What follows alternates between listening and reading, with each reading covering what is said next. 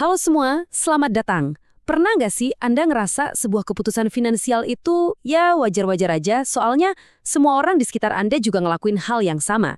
Nah, hari ini kita bakal bongkar habis kesalahan-kesalahan finansial yang saking umumnya sampai-sampai udah kayak jadi hal yang normal.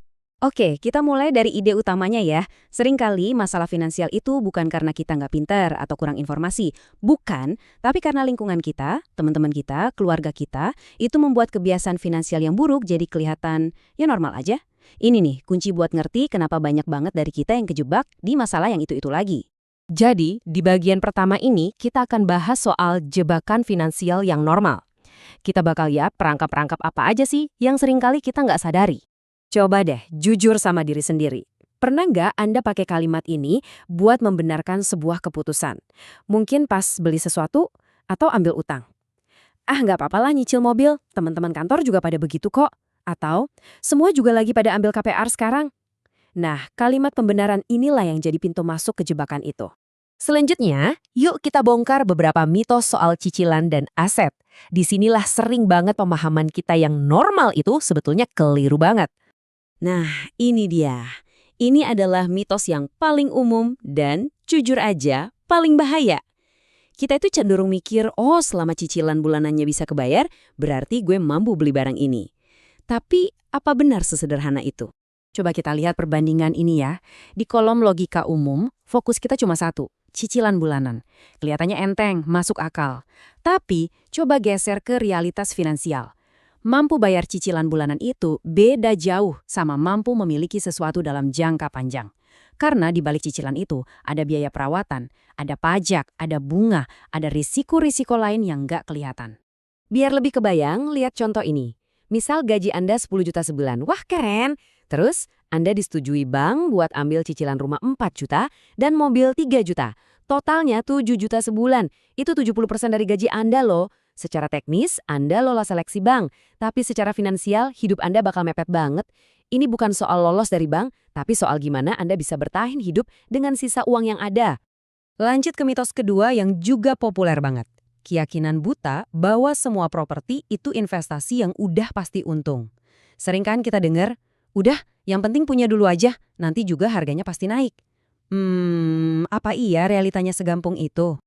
Ini dia risiko-risiko yang sering banget kita lupain. Pertama, nggak semua properti itu harganya bakal naik loh. Lokasi dan kondisi itu nentuin banget. Kedua, likuiditas. Jangan kira properti itu kayak saham yang bisa dijual dalam hitungan jam. Jual properti itu bisa butuh berbulan-bulan bahkan tahunan. Dan yang terakhir, aset itu bisa jadi beban. Alih-alih menghasilkan uang, malah nyedot uang Anda tiap bulan buat biaya perawatan dan lain-lain.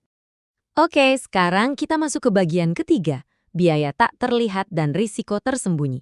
Yuk, kita lihat apa aja yang sering kelewat dari perhitungan kita. Slide ini nunjukin jebakan biaya tersembunyi yang klasik banget.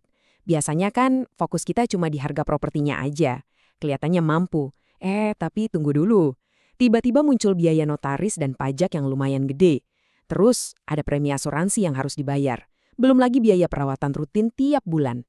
Dan akhirnya, bisa jadi ada biaya renovasi yang nggak terduga. Tiba-tiba, total biayanya bengkak jauh dari yang kita kira di awal. Dan inilah bagian yang paling mengerikan. Banyak orang punya struktur keuangan yang rapuh banget. Cicilan bulanannya gede dan itu pasti datang, tapi dana daruratnya tipis banget atau bahkan nggak ada sama sekali.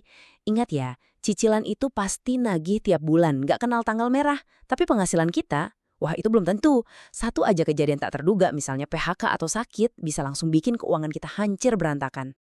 Oke. Sekarang kita masuk ke akar masalahnya. Bukan lagi soal angka, tapi soal cara kita berpikir.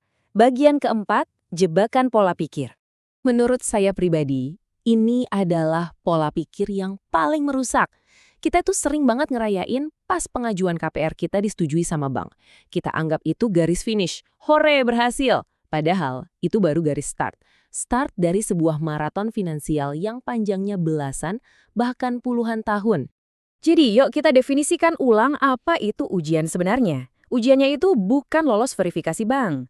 Ujian yang sebenarnya adalah ketahanan finansial Anda. Kemampuan Anda buat konsisten bayar cicilan itu melewati naik turunnya kehidupan selama 15-20 tahun ke depan.